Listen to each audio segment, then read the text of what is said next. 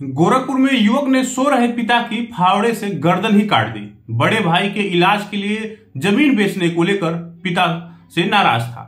लोगों से कह रहा था कि अब मैं अपने पिता की हत्या करूंगा। शाम को जमीन बेचने को लेकर बाप बेटे में विवाद हुआ था। रात में पिता सो गए, तब आरोपी फावड़ा लेकर आया और पिता की गर्दन पर वार कर दिया। गर्दन कटकर लटक गई। चीख पुकार सुनकर परिवार के लोग पहुंचे तो बुजुर्ग चारपाई से नीचे गिरकर लहूलुहान हालत में तड़प रहे थे। आरोपी पुत्र फावड़ा फेंककर भाग रहा था। लोगों ने दौड़ाकर आरोपी को पकड़ लिया।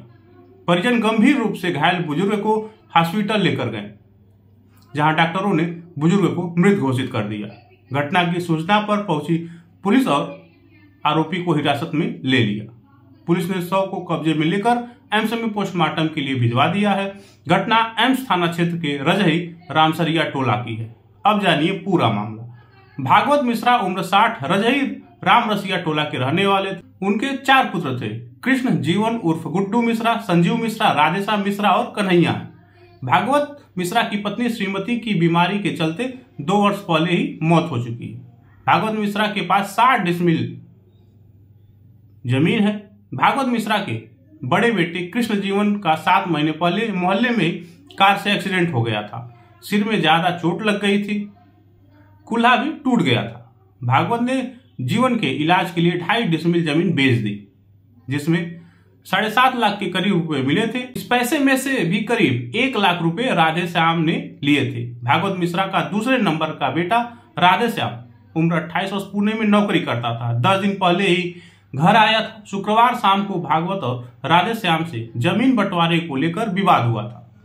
वह अपने हिस्से की 15 डिसमिल जमीन मांग रहा था।